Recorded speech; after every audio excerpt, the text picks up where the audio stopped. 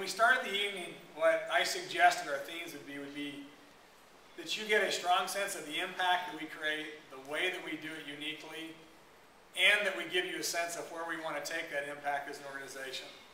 So let me close with that last idea. Let me take back for 6 months. Last fall we did our fall meeting, and we had a World Cafe format. And we asked a lot of questions, and we got an incredible amount of feedback, and we compiled it, and we really did use it. You said things like, get on with it with social media. You said things like, we need to know more about the advocacy policy work of the organization. We did 4 focus groups over the last month, and you'll hear a lot more about that in the months ahead. You also said, get younger. With the exception of a few of us, no offense intended, we took that to heart. We did an online dialogue where we had over 20 people contribute 30 posts. And tomorrow at the board meeting, we're going to talk about creating a lower contribution limit for people that are under 35 who join SVP. And we'll try that and see if that's a way to broaden and bring more youth into the organization and energy. So we did hear you a lot. Another thing that it did was it made us step back and say, where are we as an organization? We really got a lot of rich information. And let me also take you back even further than that 12 years to the folks that founded the organization. And when Paul Brainerd started it, what he really did was he was a visionary that kind of recombined a lot of elements of philanthropy into a whole new model. And when he did that, he was not looking in the present, he was looking in the future, or as they said in hockey with Wayne Gretzky, he saw where the puck was going, not where the puck is. And it very much feels like that moment of opportunity for us again to kind of not just think in the present, but to see where the future is going. And in SVP's case, what that has a lot to do with is thinking really hard today about what are the assets that we built and what's the world that we live in. And I'll probably say this again, but if you leave here tonight and you want to think of anything that you want to add to this, or you want to post anything here, or you want to blog anything later, I would love to hear how people think you would take that set of assets in this world today and how you would combine them. You know, you can't wipe the slate clean, but in a sense, we tried to say, where are we as an organization, and how would we take this organization forward in the most effective possible way? We live in a very different world than we did 12 years ago, or even 5 years ago. And those assets that we built, they're incredibly unique. Excuse me if I brag for just a minute. There's no other philanthropic organization in the world that can say that set of things. We're a worldwide connected philanthropic organization. We are world-class in philanthropy development. Our knowledge of capacity building is very, very deep. And the level of engagement and trust amongst the people in this room and outside this room, it's unique in the philanthropic sector. That is a powerful set of assets. Needless to say, we live in a different world now with social media and the amount of people looking to do crossover the work and the way that corporate social responsibility exists in ways that it didn't before. We live in a very, very different world. And so we thought, how can we combine those assets going forward for this organization? And I think that what it gives us the opportunity for is to build on the things you've heard tonight, but to create a very powerful future. One that's greater impact and higher impact. We have always worked at the level of helping individual philanthropists and individual nonprofits get stronger. Through our advocacy work, we've begun to work our way into sector change. If you put all this together, I think we are ready to step up to a level of system change. We as an organization have an opportunity to connect and strengthen and network the players in the social sector locally and globally. It's a crazy statement. Locally and globally, to create a new level of impact and significance. To connect and network the social sector to a new level of social impact and significance. And I think that's a very important and significant point for this organization. And the fact that we are able to now network and connect people in ways we never had before, that by itself is not enough. That is not an end unto itself. So let me hit a couple quick questions. So number one, why does that matter that we are able to do that, and we are able to do that as an organization very uniquely? has got complex problems.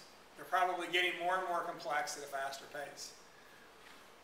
And yet, I'm convinced from this work that we actually know more about how to solve the world's problems than we've ever known before.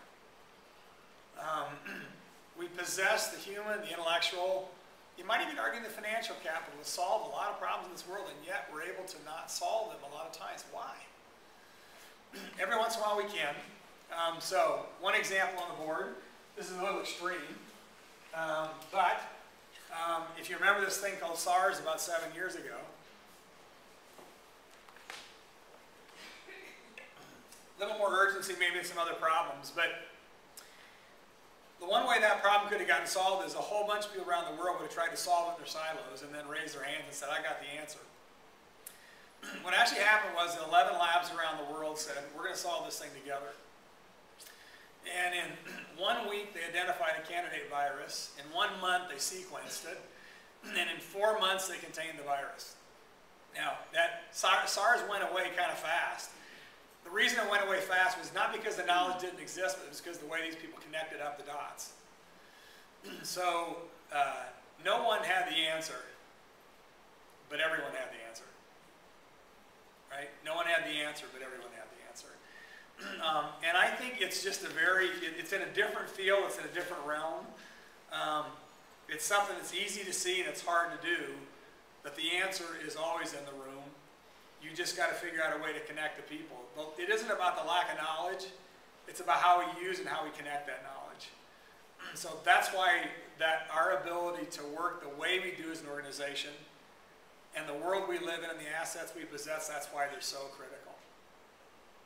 A second question I would throw out at you, which is, going forward, what is it that SDP is going to look like?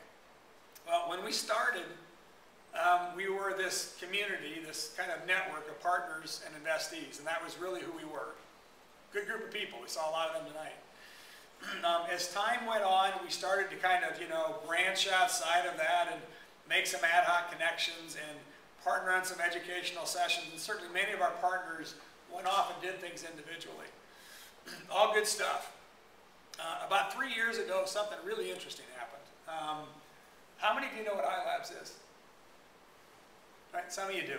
So what iLabs is it's the Institute for Learning and Brain Sciences. It's probably fairly self-explanatory.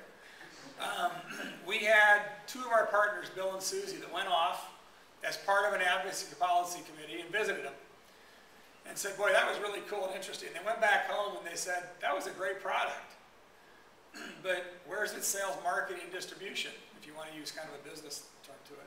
So they went back and they said, we want to help you solve this. We want to help you work on this. And personally, I knew they did that. I thought that was like really cool. That was neat. So they went off and they did some work. And the next couple of years, they went off and they recruited Will and Lauren and Jackie and John and some other people to join the board of this organization. And then a couple of weeks ago, I got this invitation in the mail. And since I'm the director of a nonprofit, I get lots of invitations, and it was from iLabs. And I was just ready to, put it in the recycle bin. And then I looked at it and I saw their names. And then I saw 4 or 5 more names I didn't recognize. And I turned it over and I saw a couple more names of partners. And I said, wow, I got to go check this out.